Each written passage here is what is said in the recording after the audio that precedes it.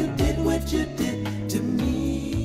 Why does someone else have to prove? Do you know when she was married to him, I really loved the idea of them being together. And Two legends. Yeah. And she was always nice to me. Jermaine is definitely jealous of him. I mean, it's very blatant that he's very jealous of Michael, or anybody that succeeds in that matter in the family. What's the latest with her living in the compound? What's the latest with her living in the compound? Is she getting evicted? 21 years for free. Cost the compound $60,000 a month. You tell me what she owes. Jermaine is part of the famous Jackson family, but many people don't like him. Why? Was it jealousy, or did he do something wrong? I mean, he had many problems with his brothers, from getting involved with Randy's wife and having kids with her, to having a feud with Michael. 1984 to 1992, you saw Michael maybe 3 times a year during that period? Yes. You sent him letters. Some say he was jealous of his brother Michael. Others say he only cared about money. But what is the real truth? Why did so many people turn against him?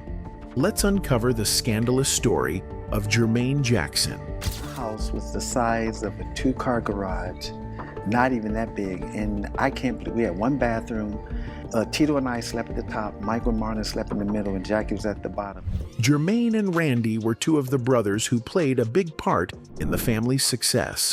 Jermaine was born in 1954 and was one of the original members of the Jackson 5. I know that I'm tough to live with, and He was known for his smooth singing voice and ability to play the bass guitar. He was one of the lead singers, along with his younger brother Michael. I was the lead singer first. When he started singing, and he started watching James Brown and Joe Tex and all these people, and Sammy Davis and Jackie Wilson, it was over. When the Jackson 5 moved to a new record label, Jermaine decided to stay behind. Some people say he did this because he was loyal to Motown, the label that had helped make them famous. Others believe he stayed because he had just married Hazel Gordy, the daughter of Motown's founder. I love music, so to see Jermaine is exciting. You know, we'll have it on, and when he comes on, the kids and myself, we run to the television, and there's Daddy. Randy was born in 1961 and was the youngest of the Jackson brothers. He did not join the Jackson 5 at first, but when the group changed record labels and became the Jacksons, he stepped in to take Jermaine's place. Even though he was younger, Randy proved to be just as talented. He was a great musician and songwriter, and he quickly became an important part of the group. Growing up, Jermaine and Randy had a close bond. However, their relationship would later be tested by a scandal that no one could have predicted. The trouble started because of a woman named Alejandra Oaziaza. She had a relationship with both Randy and Jermaine, which led to a huge family drama. It all began in 1986 when Randy and Alejandra started dating. At the time, she was 17 and he was 24. Even though they had a big age gap, their relationship lasted for many years, and they had 2 children together. Their daughter, Genevieve, was born in 1989, and their son, Stephen, was born in 1992. Hi, I'm Genevieve. I'm 24, and I have 4 brothers. And we have 1 mother, but 2 fathers who happen to be brothers. And we're all members of the Jackson family. Randy and Alejandra had a complicated relationship. They were together for a long time, but they never got married. Even though Randy tried to be there for his children, people close to the couple said that he struggled with being a responsible father. Their relationship had many ups and downs, and it was not always stable. While Randy was still in a relationship with Alejandra, he became involved with another woman named Eliza Shaffey. In 1989, he married Eliza, even though he was still with Alejandra at the same time. Not long after, he had a daughter with Eliza named Stevana. What broke up the marriage was his promiscuity and his beating and battering. This made things even more complicated. Alejandra was now the mother of 2 of Randy's children, but he was married to someone else. What happened next shocked many people. Jermaine Jackson, Randy's older brother, saw an opportunity. Behind Randy's back, he started a secret relationship with Alejandra. Jermaine told me that Michael had called him at that time and told him, "Are you in love with her?" And he said, "Yes, I'm really in love with her." Randy had no idea that his own brother was getting close to the mother of his children. It was a betrayal not just of trust, but of family loyalty. In 1995, Jermaine and Alejandra shocked everyone when they secretly got married. Randy could not believe what had happened. He had lost his partner to his own brother. In an interview, he expressed his deep hurt, saying that it would have been one thing if Alejandra had chosen another man, but for it to be his own brother made the pain even worse. He was angry and hurt, calling Alejandra disrespectful and Jermaine a fool. By marrying Jermaine, Alejandra's children with Randy became part of Jermaine's household. Soon after, Jermaine and Alejandra had 2 children together, making the family situation even more complicated. My brother says he forgives my father, and that's great. I do feel like he just doesn't want to face the real situation. So, Randy was especially upset because he felt that Jermaine was not helping to take care of the children he had with Alejandra.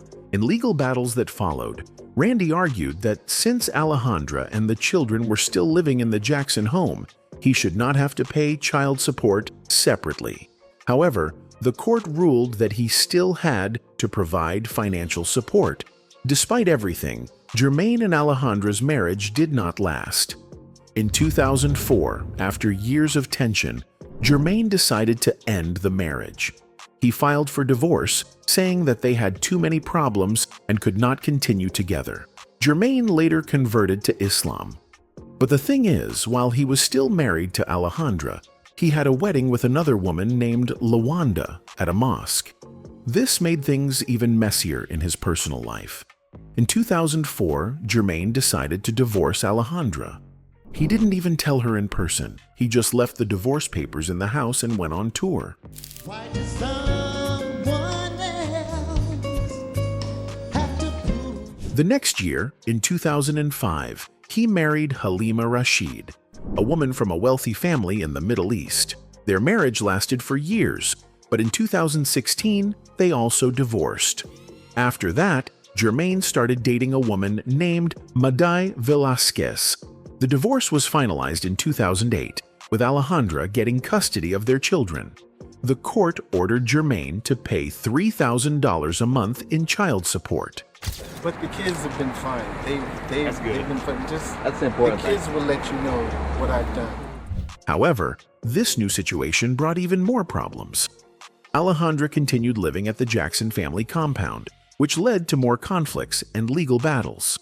What's the latest with her living in the compound? What's the latest with her living in the compound? Is she getting evicted? 21 years for free.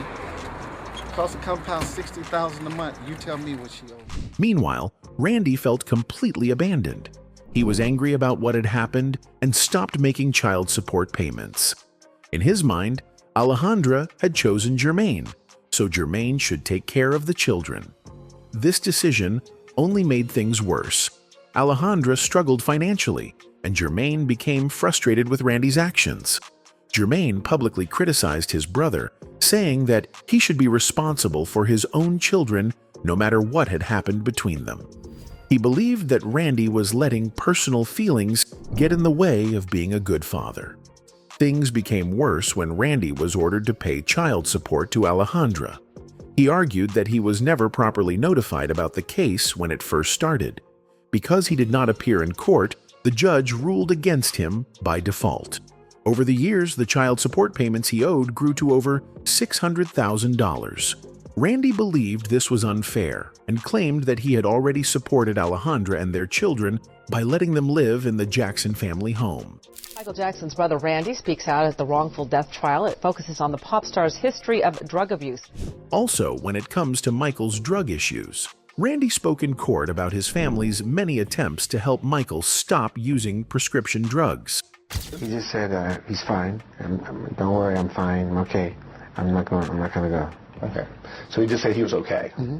He said his family tried to get him into rehab several times, but Michael always refused. His siblings even brought doctors to convince him, but he didn't listen. In his final years, Michael kept his family away and didn't let them help. Does he seem okay? At the time, yes, but... So you didn't think did you think he had a problem at the time? Yes. Randy's testimony was shown to the jury in a case against AEG Live, the company that worked with Michael before he died.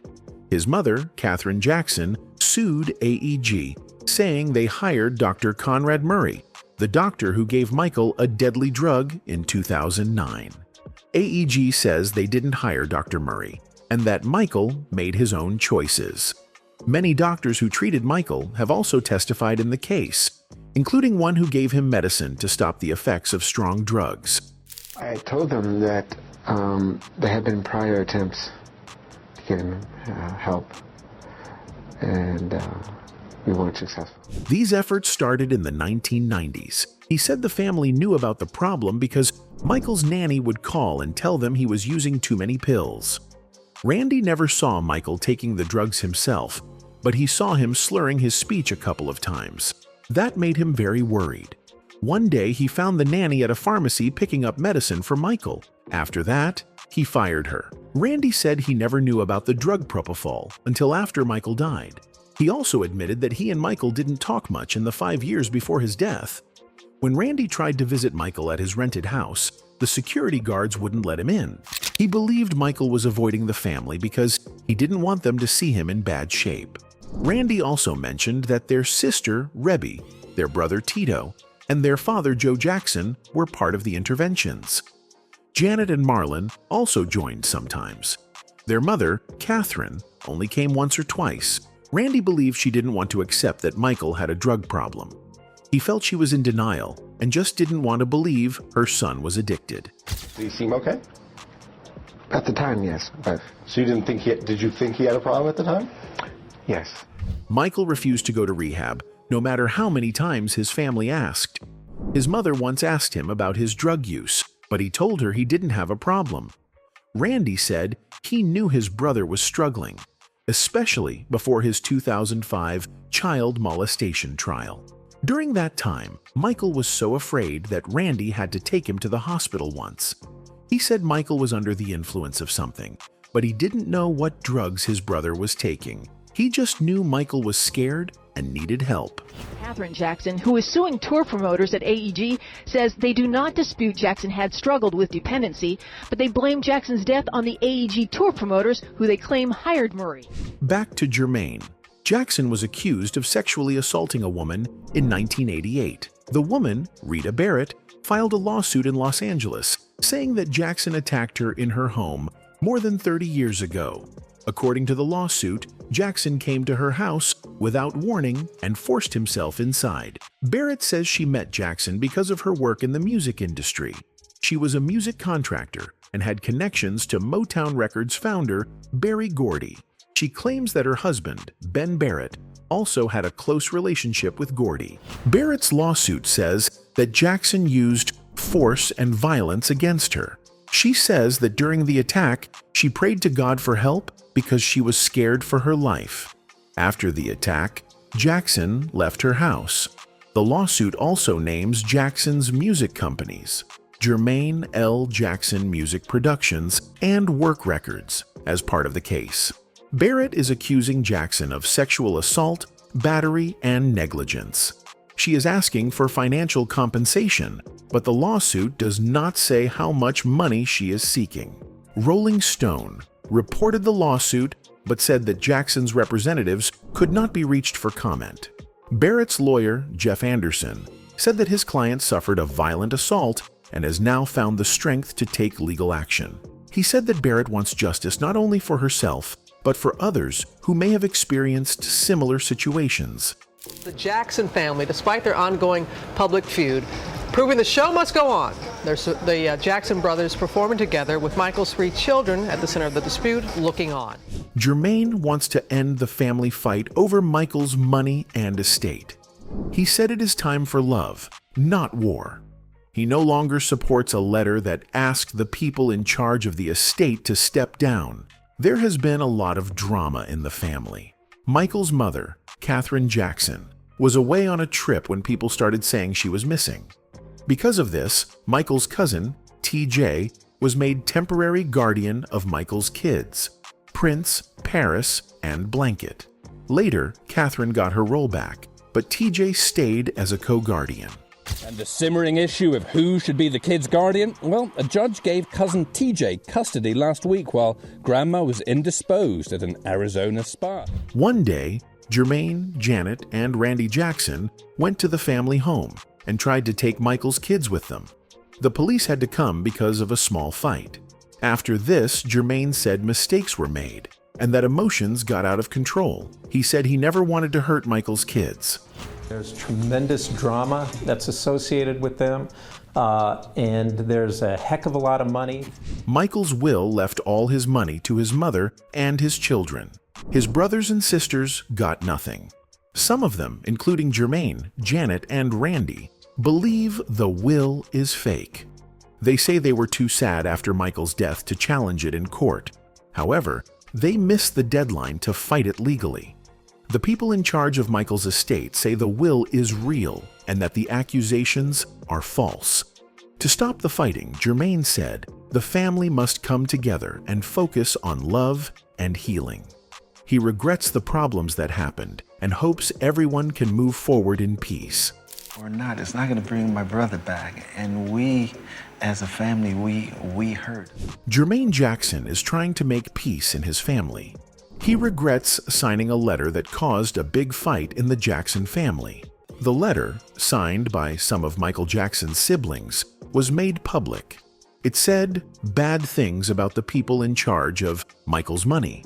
It also claimed that their mother, Catherine Jackson, was being treated badly. But now, Jermaine says he wants to stop fighting. He believes the family should focus on love instead of arguments. The letter had a big impact. It was signed by Jermaine, Tito, Randy, Janet, and Rebby Jackson. They wanted the people in charge of Michael's estate to quit. They accused them of hurting their mother emotionally and financially. The letter also claimed that Catherine had a mini-stroke because of the stress. But later, her lawyer said she did not have a stroke and was in good health. The letter also said Michael's will was fake because it did not leave anything to his siblings. The situation became worse when Catherine went missing for 10 days.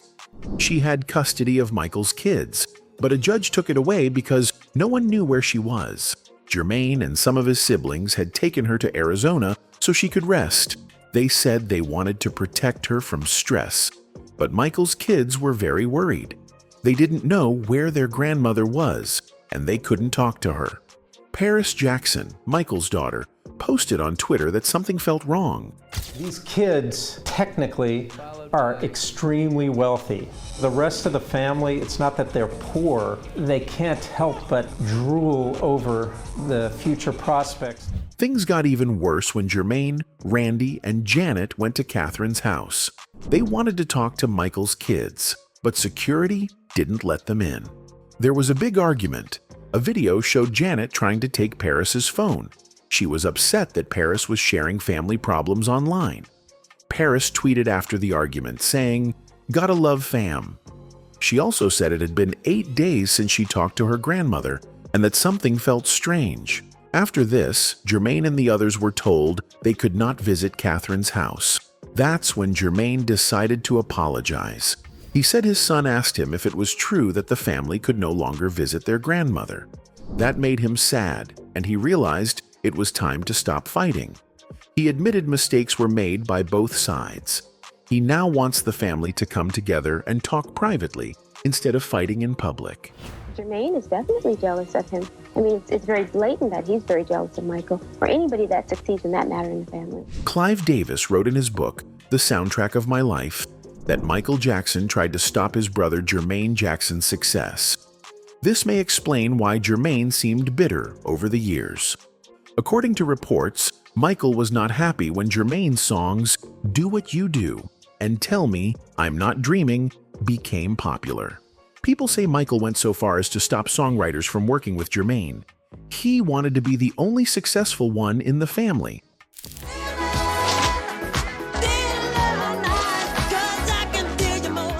Clive Davis also shared that when music producer Babyface was supposed to help Jermaine with his 4th album, Michael kept Babyface busy, so he could not work on it.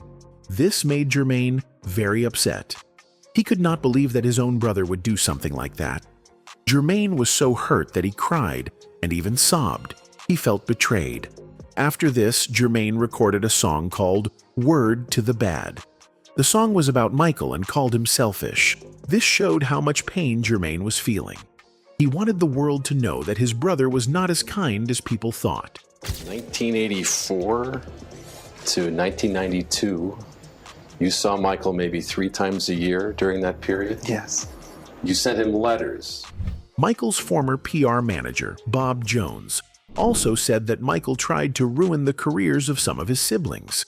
He said Michael did this to Jermaine, Rebby, and LaToya. However, he was not able to stop Janet Jackson from becoming famous. If all this is true, it shows that there was real tension in the Jackson family.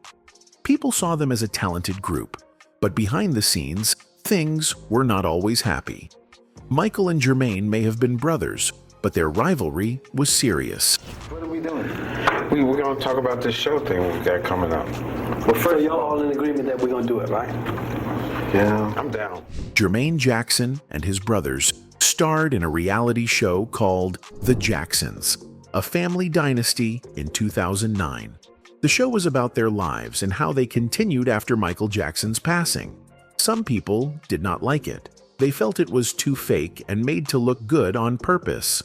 Others believed the family was using Michael's name to get attention. In 2007, Jermaine joined Celebrity Big Brother 5 in the UK. He was the first person to enter the house and finished in second place. During the show, he stayed calm and tried to make peace between housemates. After leaving, he appeared on UK TV, talking about his experience and his dream of bringing the Jackson 5 back together. Jermaine also joined another reality show, Gone Country, where celebrities learned about country music. In 2014, he and his wife, Halima, appeared on Celebrity Wife Swap. They switched lives with actor Daniel Baldwin and his girlfriend, Isabella Hoffman. Celebrity Wife Swap is back. Oh, yeah! With 2 Hollywood dynasties. The Jacksons meet the Baldwins. They should blend well together, right? I am gonna break you. Let's see if you can. Let's briefly look at his solo career. Jermaine, like his famous brother Michael, started a solo career while still a member of the Jackson 5. One of his biggest early hits was a song called Daddy's Home in 1972. It became very popular and sold over 1 million copies. This song showed that Jermaine had talent on his own, not just as part of the group. While Michael was becoming the biggest star, Jermaine was also making a name for himself in music.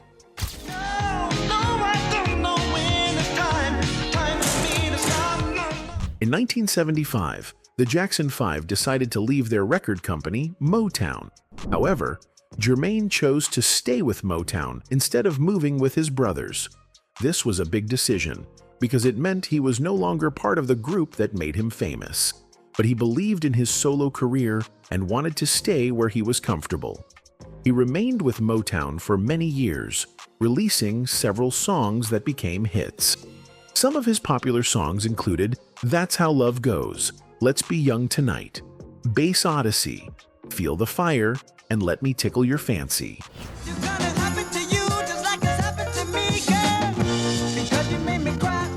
One of his biggest songs was Let's Get Serious in 1980, which was a huge success. This song even got him a Grammy nomination for Best Male R&B Vocal Performance. It was a sign that Jermaine was respected as a solo artist. In 1984, he teamed up with his brother Michael for a song called Tell Me I'm Not Dreamin', Too Good to Be True. This song became a #1 hit on the dance charts, proving that the Jackson brothers still made a great team when they worked together.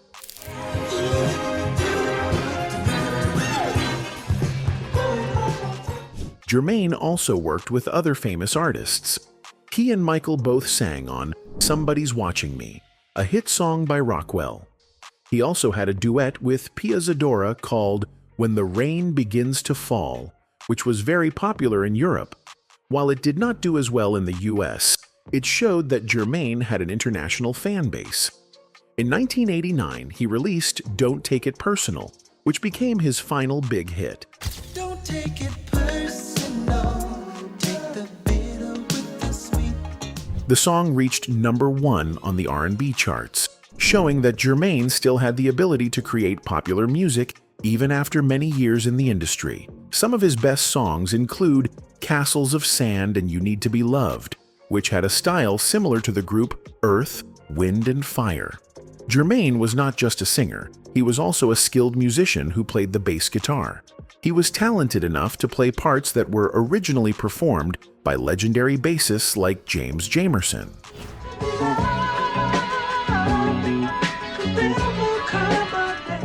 His main instrument was a Gibson EB3, and he often played the bass during live performances. He also wrote and produced music for other artists, including the group Switch. He even worked on Whitney Houston's first album, helping to shape her early career. Over the years, Jermaine continued to be involved in music and entertainment. He helped organize the Jackson Family Honors Concert in 1994. He also appeared on TV shows, performing his music for audiences. Even though he was not as famous as Michael, Jermaine still had a long and successful career in the music industry.